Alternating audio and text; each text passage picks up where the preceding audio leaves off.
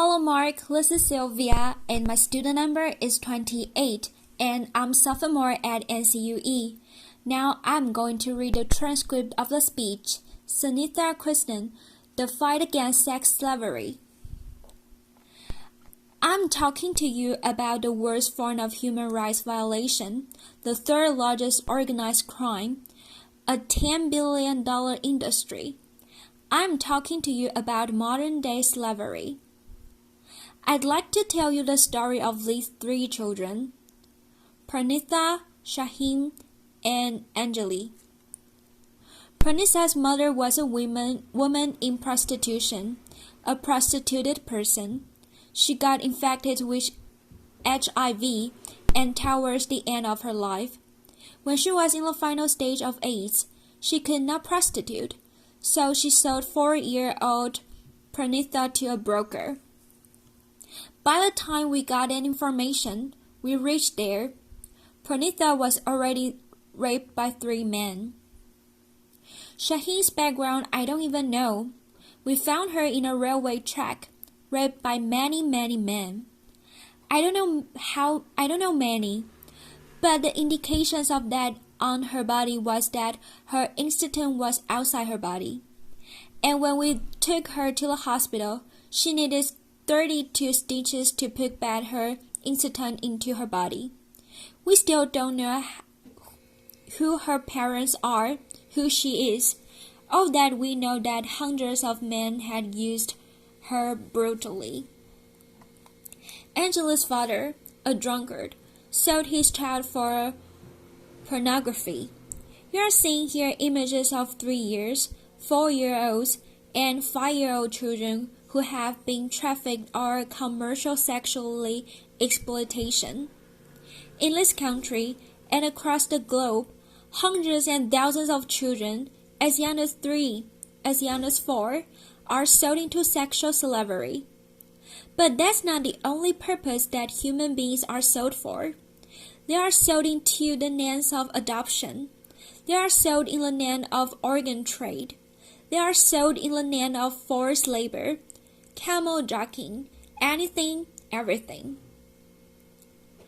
I work on the issue of commercial sexual exploitation, and I tell you stories from there. My own journey to work with these children started as a teenager. I was 15 when I was gang raped by 8 men. I don't remember the rape part of it so much as the anger part of it. Yes, there were 8 men who defiled me, raped me, but that didn't go into my consciousness. I never felt like a victim, then or now. But what lingered from then till now, I'm 40 today, is this huge, outrageous anger. 2 years, I was ostracized, I was stigmatized, I was isolated because I was a victim. And that's what we do to all traffic survivors. We, as a society, we have PhDs in victimizing the victim. Right from the age of 15, when I started looking around me, I started seeing hundreds and thousands of women and children who are left in sexual slavery, like practices, but have absolutely no respite because we don't allow them to come in. Where does their journey begin? Most of them come from very optionless families, not just poor. You have even the middle class sometimes getting trafficked. I had this IS officer's daughter, who is 14 years old, studying in 9th standard, who was raped chatting with one individual and ran away from home because she wanted to become a heroine, who was trafficked. I have hundreds and thousands of stories of very well-to-do families and children from well-to-do families who are getting trafficked. These people are deceived, forced. 99.9% of them resist being inducted into prostitution. Some pay the price for it. They are killed. We don't even hear about them. They are voiceless, unclear, nameless people. But the rest, who succumb to it, go through everyday torture.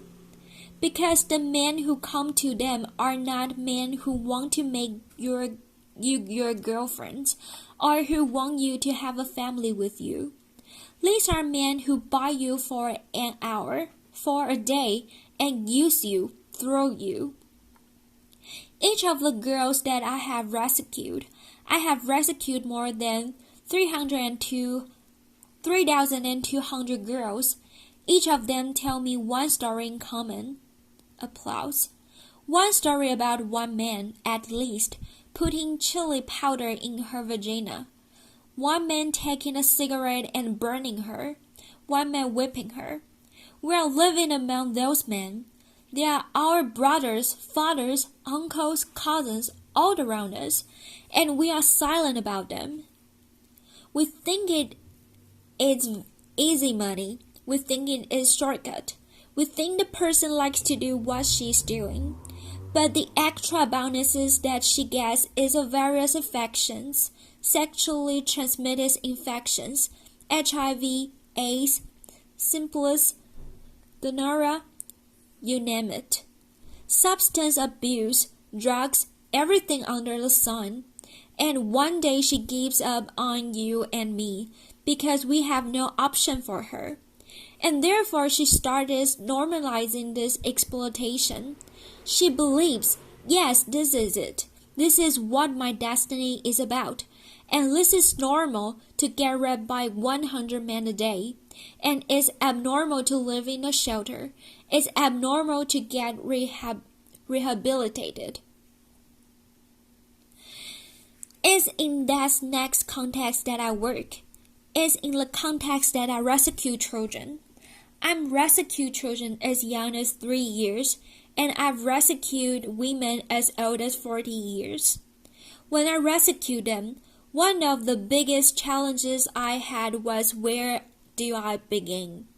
Because I had lots of them who were already HIV infected. 1/3 of the people I rescue are HIV positive, and therefore my challenge was to understand how can I get out the power from this pain. And for me, it was my greatest experience. Understanding my own self, understanding my own pain, my own isolation was my greatest teacher. Because what we need with these girls is to understand their potential. You see a girl here who is trained as a welder. She works for the very big company, a workshop in Hyderabad, making furnitures. She earned around 12,000 rupees. She is an illiterate girl, trained, skilled as a welder. Why welding and why not computers? We felt one of the things that these girls had is immense amount of courage. They did not have any parts inside their body, hijabs inside themselves.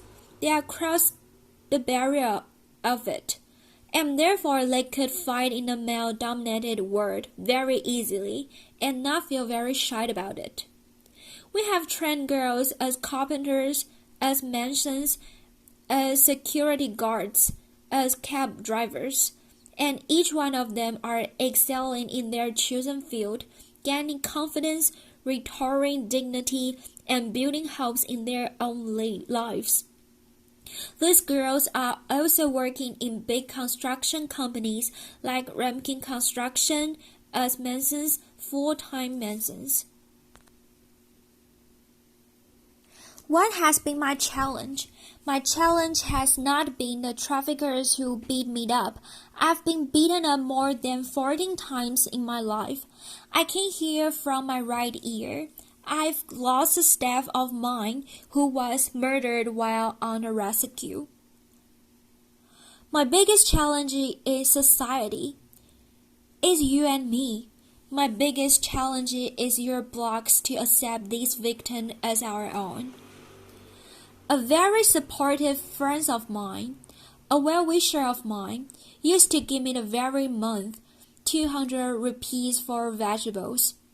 When her mother fell sick, she said, "Sunitha, You have so much of contacts.